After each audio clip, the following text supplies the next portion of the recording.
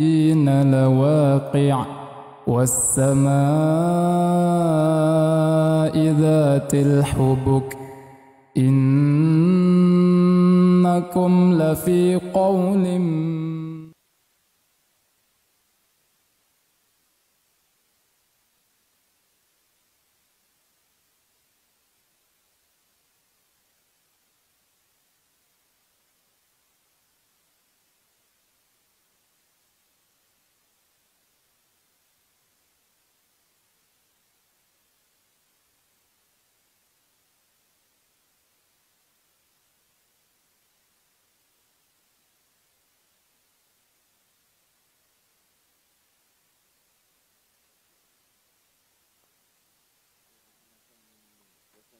وبارك على عبدك ورسولك محمد وعلى آله وأصحابه ومن سار على نهجه إلى يوم الدين أما بعد. إخواني وأخواتي في الدين أزاني الله وإياكم. Alhamdulillah, kita lanjutkan kajian kita mempelajari Hilyah Thalibul Ilm. Kita sampai pada poin yang ke-26 pada fasal yang kelima dari Adabut Thalib fi Hayatihil Ilmiyah. Bagaimana seorang santri, seorang penuntut ilmu agama itu berbuat dalam kehidupan ilmiahnya. Beliau mengatakan ar-rihlatu lit-talabi, melakukan rihlah, melakukan perjalanan untuk menuntut ilmu agama, untuk mempelajari ilmu syar'i. Man lam yakun ruhlatan lan yakuna ruhalatan. Man lam yakun ruhlatan, barang siapa yang tidak banyak rihlah, yang tidak banyak keluar untuk menuntut ilmu agama, lan yakuna ruhalah, maka dia enggak bakal layak untuk diambil ilmu darinya. Dia enggak bakal layak, santri-santri itu akan datang untuk mengambil ilmu darinya. فَمَنْ لَمْ يَرْحَلْ فِي طَلَبِ الْعِلْمِ لِلْبَحْثِ عَنِ الشُّيُوخِ, barang siapa yang tidak mau melakukan perjalanan untuk menuntut ilmu demi mencari para masyayikh, demi mencari para guru, وَالسِّيَاحَةِ فِي الْأَخْذِ عَنْهُمْ, lalu pergi untuk mengambil ilmu dari mereka, fayab'udu ta'ahuluhu liyurhala ilaih, maka sangat jauh untuk bisa layak diambil ilmu darinya.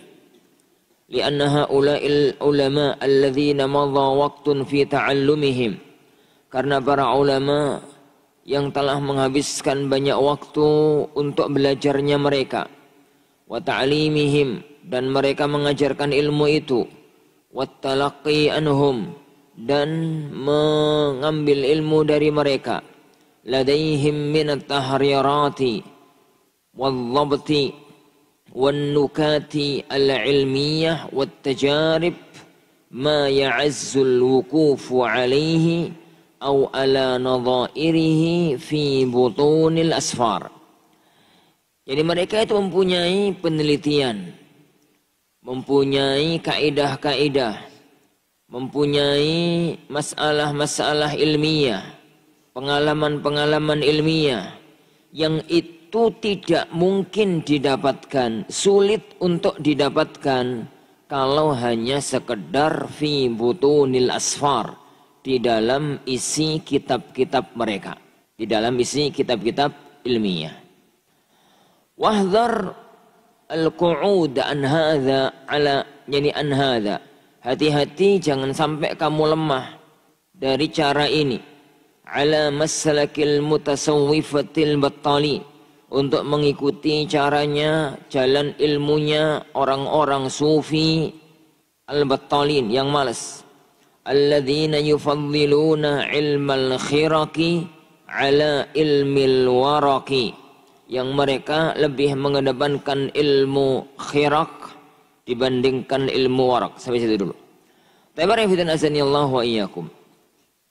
Salah satu di antara rukun mempelajari ilmu itu harus punya guru. Salah satu di antara rukun belajar yang tidak mungkin orang itu bisa mendapatkan ilmu kalau dia nggak punya guru. Kata Syafi'i rahimahullah, Al-Imam Syafi'i rahimahullah, akhi, lan tanala al-ilma illa bisittatin, sa'umbika an tafsiliha bibayani. Saudaraku, engkau itu tidak akan pernah mendapatkan ilmu kecuali dengan 6 rukun, kecuali dengan 6 hal. Sa'umbika an tafsiliha bibayani. Saya akan menjelaskan kepadamu dengan segamblang-gamblangnya. Apa 6 perkara itu? Kata beliau rahimahullah, zaka'un, wa hirsun, wastibarun, wa bulghatun, wa suhbatu ustadhi, wa tuluz zamani. Kata beliau, zaka, ada modal otak, ada modal kecerdasan. Dan mungkin sudah mafhum di kalangan kita bahwa kecerdasan itu ada 2. Ada zaka jibilli, ada zaka muktasab. Ada kecerdasan yang memang gawan bayi dari langit, memang dia itu pinter. Memang dari sejak kecil dia itu cerdas, gampang ngapal nih, gampang paham. Tapi ada zakat itu yang muktasab. Zakat yang muktasab itu bisa jadi hukum asalnya dia itu nggak pinter. Ya nggak gampang ngapalno. Ya sulit untuk paham. Tapi dilatih. Terus dilatih. Lama-lama pikirannya terasah. Lama-lama pikirannya terlatih. Untuk mudah paham, mudah menghafalkan. Itu zakat.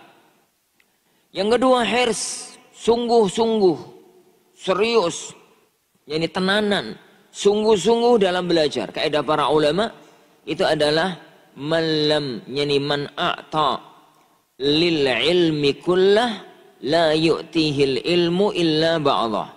Barang siapa yang mencurahkan semua kekuatan yang dia miliki untuk belajar, ilmu itu tidak akan memberikan kepada dia kecuali sebagiannya. Apalagi kalau cuma setengah-setengah. Harus hirs. Jadi kata Rasulullah SAW, ihris ala man yanfa'uk. Semangat kamu, serius di dalam apa yang bermanfaat untukmu. Yang ketiga, wastibar. Sabar. Sabar. Gak ada jalan ilmu yang gak butuh kesabaran. Ilmu itu berat ya akhwan. Warisan para nabi. Rasulullah SAW saja, ilmu yang tidak butuh belajar itu kan ilmunya para nabi dan para rasul. Itu Allah menggunakan bahasa inna sanulqi 'alaika qaulan tsaqila. Sungguhnya kami Allah akan memberikan kepadamu satu ucapan yang tsaqil, yang berat. Kita tahu dalam sejarah turunnya wahyu. Wahyu itu kalau turun kepada Rasulullah SAW itu terasa amat sangat berat. Rasulullah SAW di musim dingin yang sangat dingin, keringatnya itu bercucuran. Kadang-kadang beliau itu terasa membawa beban yang amat sangat berat, tiba-tiba pingsan. Lalu bangun lagi. Itu untuk menerima wahyu. Jika itu wahyu yang datang dari Allah langsung, maka orang mempelajarinya juga pasti berat. Butuh istibar. Yang keempat, wabulghatun. Butuh bekal, butuh modal, butuh biaya. Kitab itu butuh biaya, sekolah itu ya butuh biaya. Belajar itu ya butuh biaya. Dulu Imam Malik rahimahullahu ta'ala sampai jual genteng-genteng rumai untuk beli kitab. Kayu-kayu yang untuk jadi atap rumah orang Arab pada zaman diambili untuk belajar, untuk beli buku, untuk beli kitab. Jadi pada zaman dahulu. Itu begitu dulu jadi para ulama kita. Yang kelima, wasuhbatu ustadi. Harus nyertai guru. Belajar itu nggak iso otodidak. Mustahil ada orang belajar agama dengan otodidak. Watuluz zamani, dan butuh waktu yang panjang. Nah, titik tekan yang ingin Anda tekankan pada pertemuan kita kali ini adalah wasuhbatu ustazi. Dan harus ada guru yang bimbing. Harus ada guru yang dia mengambil ilmu darinya. Jadi nggak ada ceritanya orang itu menguasai ilmu syar'i. Kalau dia itu dari awal belajar itu hanya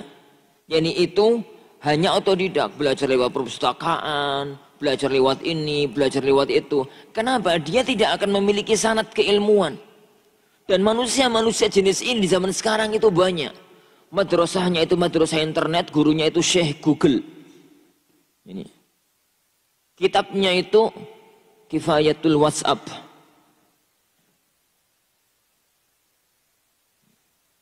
Sama Fathul Internet. Zaman sekarang, ya subhanallah. Di mana silsilah ilmiahnya? Bukankah ilmu itu adalah saya terima ilmu ini dari guru saya dari gurunya, gurunya dari gurunya, sampai kepada Rasulullah Sallallahu Alaihi Wasallam. Bahwasanya ilmu ini bagian dari agama. Fanglur yani min aina ta'khudhu dinak, kata Ibnu Sirin. Ilmu ini adalah bagian dari agama. Maka lihat dari mana kamu mengambil ilmu ini. Lah, yang namanya guru para ikhwah gak mungkin ada di tempat kita. Yang namanya guru itu bertebaran di muka bumi.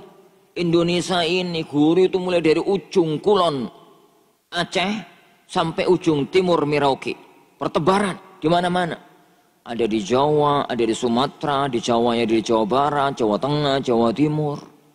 Kalau mau mendapatkan ilmu, maka hendaknya dia itu meninggalkan kampung halamannya, meninggalkan negerinya, meninggalkan tempatnya, meninggalkan orang tuanya, meninggalkan kampungnya untuk berangkat ke tempat guru yang dia tuju. Kalau zaman sekarang ke tempat ma'had, ke tempat pesantren, di mana di situ telah terkumpul para asatidzah, terkumpul para guru untuk kita mengambil ilmu darinya. Kalau pada zaman dahulu kan belum ada pesantren. Kalau pada zaman dahulu mereka itu misalkan mau belajar hadis, dikenal bahwasanya di kota A gitu ada seorang syekh berangkat ke sana. Sana kemudian sudah belajar hadis darinya beberapa tahun, kemudian ada seorang guru lagi yang dia dengar bahwasanya ada di kota B, berangkat ke kota B bertahun-tahun. Begitu dulu belajar. Kalau zaman sekarang Allah memudahkan, guru itu oleh Allah Subhanahu wa taala sekarang dikumpulkan di satu tempat. Namanya pesantren. Ya mau belajar bahasa ya di kono, mau belajar fikih ya di situ, mau belajar ini ya di situ, mau belajar akidah ya di situ, mau belajar bahasa nahwunya di situ, balaghahnya di situ, Allah kumpulkan. Sehingga itu memudahkan bagi seorang menuntut ilmu pada zaman sekarang. Sampai-sampai kaidah yang disebutkan oleh Syekh Bakar Abu Zaid, "Man lam yakun ruhlah, la yakuna ruhalah." Kalau ada orang santri yang akunya jadi santri tapi nggak pernah ruhlah, nggak pernah melakukan perjalanan menuntut ilmu, nggak pernah keluar dari kampung halamannya untuk menuntut ilmu, di omai aja. Beli kitab ini, beli majalah itu, beli majalah ini, beli majalah itu. Kalau pada zaman dahulu, sekarang buka website ini, buka website ini, buka website ini, buka website itu. Ini buka ini, ikut itu, ikut itu. Maka sama sekali dia tidak akan pernah mencapai ilmu yang diinginkan. Malam yakun ruhlah, lan yakuna ruhalah. Dia tidak layak untuk nanti para santri itu perjalanan menuntut ilmu kepada dia. Dia tidak pernah melakukan perjalanan menuntut ilmu, maka tidak mungkin ada santri yang datang kepadanya untuk belajar. Itu kaidah yang disampaikan oleh para ulama-ulama kita. Tayyib. Satu masalah yang muncul, Ustaz, ini kan ditulis oleh Syekh Bakar Abu Zaid mengambil kaidah para ulama-ulama kita. Zaman dulu saat turun mbak YouTube, zaman sekarang wis lahir. Ini YouTube wis lahir, Ustaz. Jadi karena barokah Google punya putu namanya YouTube. Duh, sekarang bisa belajar ini, sekarang bisa belajar itu, sekarang bisa belajar ini, sekarang bisa belajar itu. Ngerti akhwafitin azanillahu wa iyyakum. Kita tidak mengingkari keutamaan, kefadilahan, keagungan yang ada dalam Sarana yang Allah berikan pada zaman kita yang itu tidak Allah berikan kepada zaman-zaman yang sebelumnya. Sekarang ini subhanallah, ilmu itu Allah mudahkan. Kalau pada zaman dahulu orang cari satu hadis itu harus berangkat dari Madinah ke Mesir, cari satu hadis. Setelah itu mulailah ada kitab. Akhirnya belajar lebih mudah. Kitab pada zaman dahulu tulisannya Masya Allah karu-karuan. Tulisan manuskrip tangan. Itu pun gak ada daftar isi.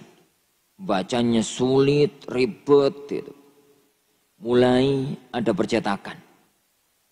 Tatkala pertama kali muncul awal percetakan. Itu kitab itu ditulis, itu kitab model-model zaman dulu ya ikhwan. Tanpa spasi, tanpa paragraf, tanpa penomoran, tulis runtut gitu. Dan tanpa daftar isi. Ke belakang, semakin ke belakang, mulai kitab itu diparagrafi, ada daftar isinya. Ke belakang lagi, jadi ada fihrisnya. Ada fihrisnya lengkap, begitu daftar ayat, daftar hadis, daftar kata-kata sulit, daftar ini, daftar itu. Kadang-kadang kalau kita besar, fihrisnya aja sampai 2-3 jilid. Kalau kita besar.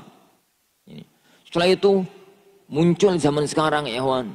Mulailah ilmu itu tidak terletak pada buku, tapi terletak di website-website yang ada. Kemudian muncul belakangan ini, ilmu itu ada di channel-channel YouTube. Setelah itu, mulailah di zaman pandemi ini mulai bermunculan sekolah-sekolah online. Dan anak tidak tahu apa yang akan terjadi setelah ini. Perhatian azani Allah wa yakum. Semakin ke belakang semakin mudah, semakin ke belakang semakin mudah, semakin ke belakang semakin mudah. Kalau pada zaman dahulu orang dari negeri Irak ingin bertanya satu masalah, itu budal dari Irak menuju ke Mekah untuk bertanya satu masalah. Di awal Sahih Muslim, Muslim meriwayatkan dari Abdullah bin Umar. Ada orang-orang datang berangkat dari negeri Irak menuju ke Mekah. Mereka menuju ke Mekah karena mereka tahu di kota Mekah kalau musim haji itu kumpuli para ulama. Reuni kalau bahasa gitu. Para ulama itu kalau kepingin ketemu ulama banyak itu berangkat musim haji ke Mekah. Jadi mereka berangkat dari kota Irak, dari negeri Baghdad ke kota Mekah hanya ingin bertemu dengan para ulama kalau bisa salah satu sahabat. Bertemulah mereka orang-orang Irak itu dengan Abdullah ibnu Umar. Dengan Abdullah ibnu Umar. Lalu mereka mengatakan, ya Aba Abdurrahman, kami meninggalkan negeri Baghdad, kami meninggalkan negeri Irak. Di negeri kami, setelah kami tinggalkan, itu ada orang-orang yang mereka mengatakan al-amru la qadar, al-amru unuf. Gak ada itu takdir. Semua perkara itu terjadi tanpa perhitungan takdir. Apa pendapatmu? Apa pendapatmu? Abdullah bin Umar mengatakan, pulanglah engkau kembali kepada negerimu. Sampaikan kepada mereka bahwasanya Abdullah bin Umar berlepas diri dari perbuatan mereka dan mereka berlepas diri dari perbuatan Umar. Jadi mereka berlepas diri dari saya. Sampai mereka percaya kepada takdir. Kemudian beliau meriwayatkan hadis Jibril yang masyhur itu. Hadis Umar bin Khattab bainama nahnu julusun ala yani ada hadis Rasulullah sampai akhir Islam, iman, ihsan 100 sa'ah. 100 sa'ah. Perhatikan ya ikhwan, riwayat ini. Berangkat dari Irak ke Mekah itu berapa menit? Numpak onto. Ini berapa menit ya ikhwan? 1 bulan setengah. Perjalanan 1 bulan setengah. Hanya untuk bertanya satu masalah. Setelah bertanya, pulang. 1 bulan setengah. 3 bulan PP mendapatkan 1 masalah ilmiah. Lah saiki ya ikhwan, ada masalah itu, orang gua HP aku. Pencet, tak, cres. Muncullah fatwa-fatwa, Masya Allah. Syekh bin Bas berfatwa, channelnya Syekh Utsaimin, channelnya Syekh Albani, channel. Tapi kalau memang kita melihat fakta ini ya ikhwan, mestinya kan wong sekarang itu pinter 100 kali lipat manusia pada zaman dahulu. Tapi faktanya kok rodok goblok-goblok wong saiki. Kalau kita bandingkan dengan para ulama-ulama kita pada zaman dahulu, Masya Allah. Orang-orang pada zaman sekarang itu loh, anak katakan ya Wan, dengan bahasa asli Sarawak, goblok-goblok. Termasuk aku. Kenapa? Karena bukan begitu ilmu itu dicari. Ilmu itu dicari dengan duduk di hadapan para asatidzah. Duduk di hadapan para masyayikh, duduk di hadapan para guru, mengambil ilmu dari mereka, mengambil adab dari mereka, menghormati mereka, dan penuh dengan memuliakan kepada guru-gurunya. Dengan ilmu itu akan merasuk ke dalam hati, dan dengan itu ilmu itu akan jadi ilmu yang barokah. Makanya nggak ada ceritanya. Para ulama itu jadi ulama otodidak. Semuanya itu punya sanad keilmuan. Dari gurunya, ke gurunya, ke gurunya, ke gurunya. Itu tetap nomor satu. Adapun channel-channel yang ada sekarang, ini namanya pendukung. Bukan untuk menghilangkan aslinya. Bukan untuk menghilangkan cara belajar yang pokok. Cara belajar yang asli. Semua ya akhwan. Channel-channel yang ada itu sebenarnya adalah pendukung, dilakukan dalam kondisi darurat militer. Kalau memang nggak memungkinkan untuk belajar langsung kepada sang guru, untuk belajar langsung kepada masyayikh karena kondisi lapangan yang ada pada zaman sekarang, ya daripada nggak belajar, yuk bisalah belajar lewat semua itu. Karena belajar itu ya akhwan, butuh adab, butuh samet, butuh memuliakan guru, butuh adab majelis ilmu. Dengan adab itulah ilmu itu akan masuk ke dalam hati. Coba sekarang online, Ustadz ceramah itu loh, digawe nyanyi karo ngode kopi. Bukankah begitu model-model kajian online, termasuk aku. Kalau pas ngaji online ini ngaji online atau pas kepingin nerangankan kajian masyayikh, channel dibuka. Kepingin tuh ngode kopi. Ustadz sawari sekarang nyoprot ngono karo minum makan. Dari mana ilmu itu akan masuk ke dalam hati, ya? Dan nggak ada, ngono tinggal tidur. Ustadz bar nyanyi wongi turu. Jadi adab tidak terjaga. Kemudian roh, keterkaitan batin itu nggak ada. Kadang-kadang syekh wis mati. Keterkaitan batin itu nggak ada. Keterkaitan hati antara seorang guru dengan seorang murid dengan seorang guru itu nggak ada. Itu yang kemudian ya akhwan menjadikan orang itu tahu masalah tapi keberkahannya kadang-kadang kurang. Anda katakan kurang, bukannya nggak ada. Anda tidak mengatakan nggak boleh ya akhwan. Silahkan, monggo, tapi jangan jadikan itu sebagai patokan awal. Hukum asal belajar itu di tempat-tempat majelis-majelis ilmu semacam ini. Di masjid-masjid Allah Subhanahu wa Ta'ala. Di tempat-tempat yang di situ ada guru, di situ ada murid, di situ ada ustadz, di situ ada santri. Sehingga ada ikatan batin. Ada roh yang terikat antara guru dengan muridnya yang menyebabkan ilmu itu menyambung dari satu ke tempat yang lainnya. Yani ke yang lainnya. Parifidin azani Allahu yani wa iyyakum. Jadi ini yang perlu untuk dicermati. Dengan adanya ini, kita tidak menolak ya akhwan, sarana-sarana yang muncul pada hari itu, dan itu sesuatu yang sangat faedah. Sering kita ngambil faedah dari kajian-kajian masyayikh di channel-channel mereka. Tapi itu kita lakukan kondisi darurat. Kondisi darurat. Kondisi darurat dalam arti mau hadir ke majelisnya Syekh Fulan, ono di Saudi, budal ke sana repot amat, nggak punya duit, macam-macam, ya sudahlah, semacam ini. Tapi kemudian orang itu belajar hanya mengandalkan itu semua, maka itu sesuatu yang sama sekali tidak dianjurkan oleh para ulama kita. Taib. Kemudian beliau mengatakan, beliau membahas tentang ilmu khiraq dan ilmu warak. Kata beliau, wahdar al-qu'uda an hadha. Hindari, jangan sampai kamu malas. Jangan sampai kamu berhenti dari menempuh perjalanan ilmu ini, mencari guru, belajar dari guru. Ala maslakil mutasawwif al-battali.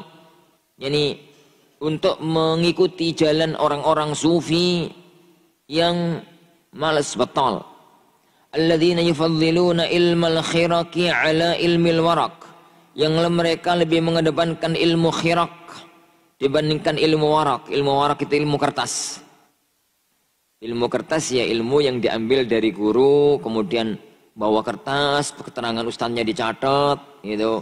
Kemudian kitabnya itu dibawa pulang, kemudian dihafalkan. Nanti tatkala mau ngajar kertas itu dibawa, disampaikan kepada muridnya. Itu dalam istilah para ulama namanya ilmu warak. Karena ada ilmu lain namanya ilmu khiraq. Al-khiraq itu bentuk jamak dari khirqah. Khirqah itu ya secarik kain kalau bahasa kita. Secarik kain. Jadi kalau ada pakaian terus bolong, lah kemudian ditambal, tambalan itu namanya khirqah. Namanya khirqah. Kenapa? Karena zaman dahulu para ikhwah, ono jenis manusia itu yang menampakkan kezuhudan. Namanya orang-orang sufi. Pakaiannya yo welek gitu ya. Yo bolong-bolong, tambal-tambalan begitu. Menunjukkan menampakkan kezuhudan. Sebenarnya kalau masalah kezuhudannya nggak ada masalah, tapi titiknya akhirnya mereka punya modal tertentu dalam belajar. Napa belajar kepada para ulama? Takoni, ulamanya itu sekarang di mana? Wis mati. Kalau kami itu belajar langsung dari Allah Subhanahu wa taala. Haddatsani qalbi an rabbi. Kalian belajar dari mana? Haddatsani Abdul Razzaq. Abdul Razzaq belajar dari mana? Haddatsahu qala haddatsani Abdullah. Lah, Abdul Razzaqnya mana? Wis wafat. Abdullah wis wafat. Guru-guru kalian sudah mati. Guruku gak pernah mati. Haddatsani qalbi an rabbi. Yang menceritakan kepadaku hatiku.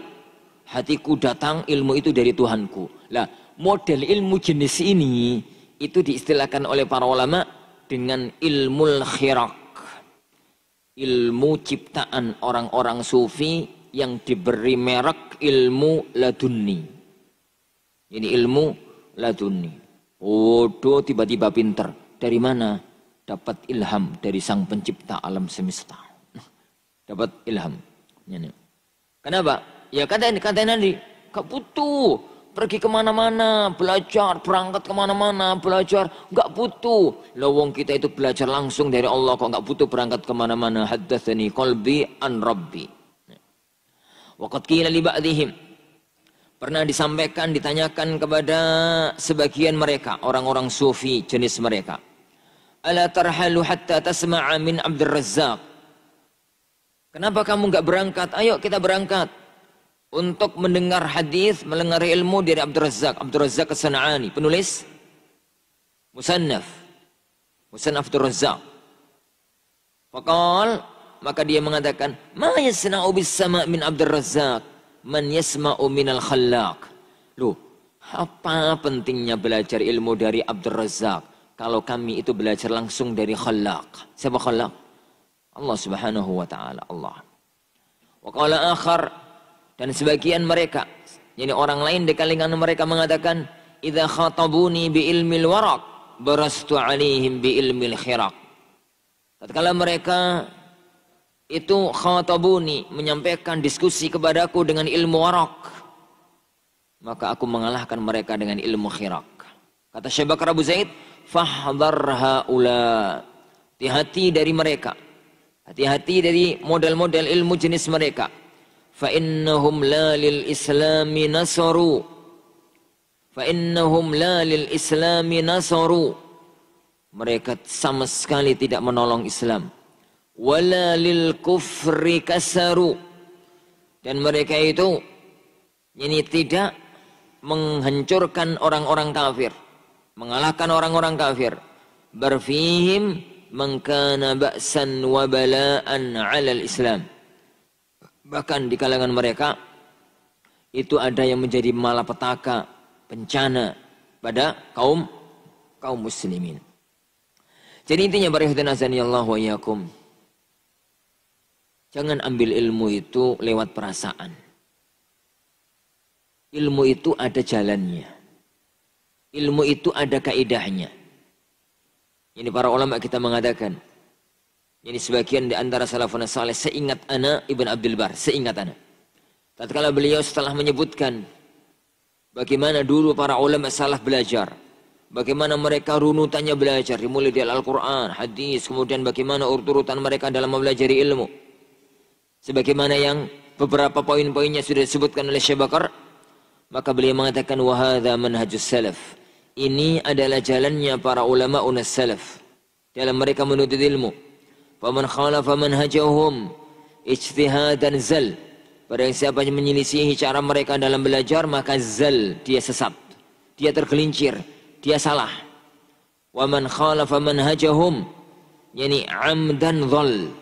Barang siapa yang menyelisihi cara mereka dalam belajar dengan kesengajaan, maka dia telah sesat. Oleh karena itu barakallahu azanillahu wa iyyakum, ikuti jalur para ulama kita di dalam belajar. Salah satunya adalah belajar itu lewat guru. Dan sebagaimana yang dahulu pernah kita pelajari bersama-sama, bahwa syaratnya orang itu bisa belajar dari guru adalah menghormati ustadznya, menghormati gurunya, memuliakan gurunya, mengagungkan gurunya tanpa tindakan yang melampaui batas di dalam mengagungkan guru-gurunya tersebut. Wallahu a'lam. Nah, taib, bain yang ke-27.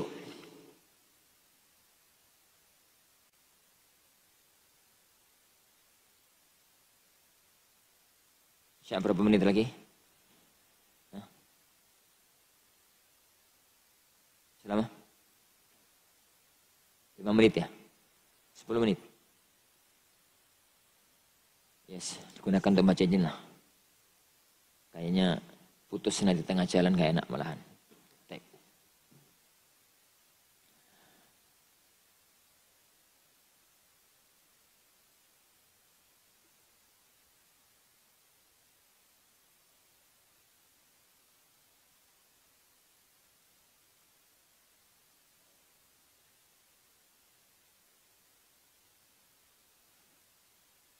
Saya mempunyai bakat yang ingin saya kembangkan.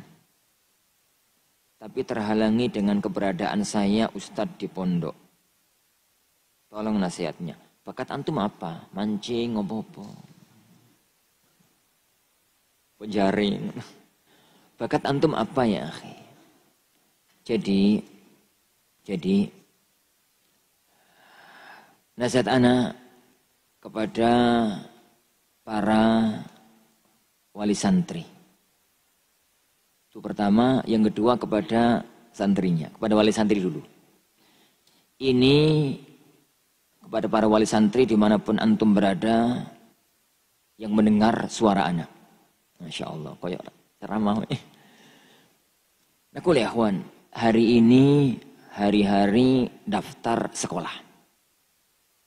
Semua pesantren buka pendaftaran. Di hari-hari semacam ini, itu anak itu mesti sering. Itu adat, langganan tahunan. Banyak wali santri mesti tanya, Ustadz, mana lebih bagus? Al-Furqan apa Imam Bukhari? Mana lebih bagus? Al-Irsyad apa Ibnu Bas? Mana lebih bagus? Anak katakan, loh Pak, semua pesantren itu sama. Anak sampeyan itu pitik, burung, tewelut. Anak sampeyan itu ayam, elang, apa hiu? Kok aneh menusat pertanyaannya? Iya, itu dulu yang pasti. Kalau memang anak jenengan itu elang, jangan paksakan sekolah di perikanan. Mati malah. Tapi masukkan dia di sekolah penerbangan. Akan jadi elang raja udara. Udara. Maksud anak apa ya, kawan? Anak itu punya bakat. Setiap anak itu punya gawan bayi. Ada orang itu yang nih apal-apalan itu pinter gitu. Tapi suruh mikir macet. Kajian fikih, usul fikih macet. Tapi kalau suruh ngapalkan, Masya Allah. Ngapalkannya cepat, jarang lupa. Ada orang kebalikannya ya kawan. Kalau suruh analisis ilmiah, fikih, usul fikih, kaidah fikih, mantik sekalian, itu lancar. Tapi suruh ngapalkan, macet. Pokoknya gak bisa ngapal. No. Ada orang itu yang pinter dua-duanya. Yang susah kan ya gak bisa dua-duanya. No. Gak bisa dua-duanya. Suruh mikir rapatnya pinter, suruh ngapalkan itu ngapalkannya 2 hari. Ini begitu apal, sesuk lupa nih. Lah, tentukan dulu anak kita berada di posisi mana. Berada di posisi mana. Kemudian setelah itu baru anakku suaranya bagus gitu. Koyok kutilang. Merdu gitu. Ngapal-ngapalkan yuk pena. Tapi nih suruh matematika macet. Kalau begitu kayaknya arahnya itu ke pondok qiraah. Arahnya ke pondok qiraah. Oh, anakku begini. Para wali akhwan. Tatkala kami di Al-Furqan, qadarallah nolak anak antum gak keterima di sini. Sebenarnya itu adalah anugerah bagi antum. Jangan maksakan. Anak itu kadang-kadang gerbuketan karo wong tua yang memaksakan diri anaknya harus masuk. Kenapa? Lah, wong anaknya itu loh kadang-kadang anak antum itu loh kadang-kadang durung iso maca Quran. Maca ya se blu pa ngono gak jelas gitu ya. Memaksakan diri posat, anakku gak iso maca gak apa-apa Ustaz pokoke mondok. Gak iso gak apa-apa, pokoke masuk Al-Furqan. Wallahi bukan tambah baik. Ikuti nasihat anak ya, ikuti nasihat anak. Pondokkan dulu di tempat lain, ben lancar dulu mau Quran. Baru bawa ke sini, kalau memang ngotot mau ke sini. Atau cari pondok yang lain yang lebih pas. Al-Furqan bukan satu-satunya tempat. Banyak tempat yang lain yang lebih pas untuk kondisi anak-anak kita. Jadi, cari pesantren itu lihat dulu. Sebenarnya anak kita itu apa. Kemudian mau kita bawa dan arahkan kemana. Baru cari pesantrennya. Kalau zaman dulu itu cari gurunya. Yang kedua, para ikhwatan azanillahu wa iyyakum. Yang kedua. Tapi kadang-kadang nggak semua cita-cita, keinginan itu sesuai dengan yang kita harapkan. Kadang-kadang kita itu milih pesantren itu ya karena itu yang dekat. Karena itu yang nggak jauh, karena itu yang apa. Dalam kondisi semacam itu, maka nasihat anak bagi antum ya kawan yang sudah kadung nyemplung di sini. Ikuti arus yang ada di sini. Ikuti arus yang ada di sini. Ikuti ilmu dan kemampuan ilmiah yang dikembangkan di Al-Furqan. Semaksimal mungkin. Agar antum mendapatkan nilai maksimal di sini. Hasilnya maksimal. Ustaz, lah apa itu bakat yang ingin anak kembangkan? Nanti. Setelah keluar dari sini. Baru pindah ma'had, cari ilmu yang memang antum inginkan. Jangan kemudian gambarannya ya akhwan. Di sini. Di sini ilmu yang diajarkan itu kan ilmu-ilmu syar'i. Lah, antum itu punya bakat ilmu qiraah sab'ah. Misalkan suaranya mantap, nafasnya panjang gitu, 1 jam gak nafas itu bisa hidup. Jadi maca Al-Baqarah sekali nafas iso. Kemudian hari-hari antum itu yang pelajari tahfidz, hari-hari qiraah, fikihnya nggak pernah disentuh, usulnya nggak pernah disentuh, akidahnya nggak pernah disentuh, nahwunya nggak pernah disentuh. Yang ini masuk kelas keluar kelas, yang buka bukunya saat di kelas, buka buku lagi di kelas, setiap hari itu. Terus ngapain antum bertahan di sini? Hidup itu jelaskan ya kawan, yang jelas. Kalau memang maunya semacam itu, sudahlah keluar dari sini, pindah ke pondok tahfidz. Kalau tetap bertahan di sini, ikuti arus yang ada di sini. Untuk kita bisa mendapatkan nilai hasil maksimal. Hidup itu jangan tengah-tengah. Mau jadi bebek ya sekaruan bebek, mau jadi elang karuan elang gitu. Jangan jadi bebek setengah elang, gak jelas. Mau jadi sepeda motor karena sepeda motor, mau jadi pesawat karuan pesawat. Ini karuan pesawat ya terbang, karuan sepeda motor ya jalan. Jangan jadi tengah-tengah. Gunung bukti ini. Jadi tengah-tengah. Jadi akhirnya nggak jelas semua. Jadi air ya air, jadi oli ya oli. Jadi jangan jadi tengah-tengah. Jangan jadi tengah-tengah. Nah.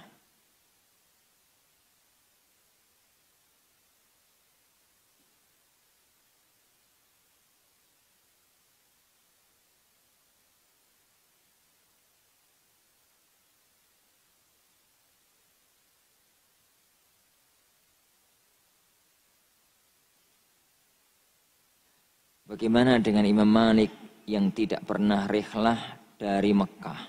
Salah bisa pertanyaan ini. Dari Madinah ya. Antum itu ya akhwan, kalau mau mengkiaskan, ambil kias yang pas. Imam Malik hidup di zaman siapa? Imam Malik hidup di zaman siapa? Imam Malik itu tabi'it tabi'un, tabi'ut tabi'in. Zaman itu 85% ulama itu ada di Madinah. Ada di Madinah. Ada sih di Mekah, dikit. Ada sih di Kufah, dikit. Ada di Mesir, 1-2. Ada di Yaman, 1-2.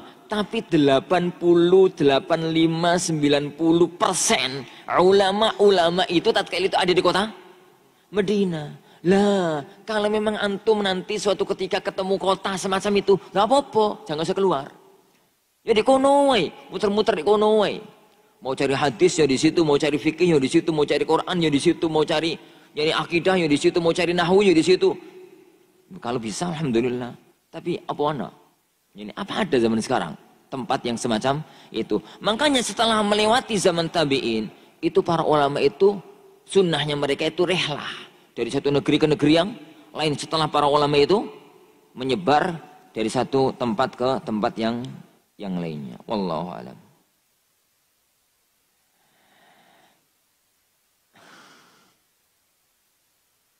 Pertanyaannya waneh. Apa boleh belajar ilmu filsafat? Pertanyaan anak, filsafat itu apa? Filsafat itu apa? Jangan-jangan anak katakan haram, antum, loh kok haram tuh Ustaz? Anda katakan boleh, loh kok boleh tuh Ustaz? Repot malahan. Ini. Filsafat itu apa dulu? Lah, baru kemudian kita bahas hukumnya. Enggak usah dibahas lah, kapan-kapan. Sudah ya, Ta'adhan. Insyaallah subhanahu wa ta'ala yang kita pelajari. Insyaallah subhanahu wa ta'ala ini yang kita pelajari, mudah-mudahan ada barokahnya. Kita akhiri majelis kita. Subhanakallahumma bihamdik, asyhadu an la ilaha illa anta, astaghfiruka wa atubu ilaik. Sallallahu wasallam wa baraka ala Nabi Muhammad. Assalamualaikum warahmatullahi wabarakatuh. أعوذ بالله من الشيطان الرجيم بسم الله الرحمن الرحيم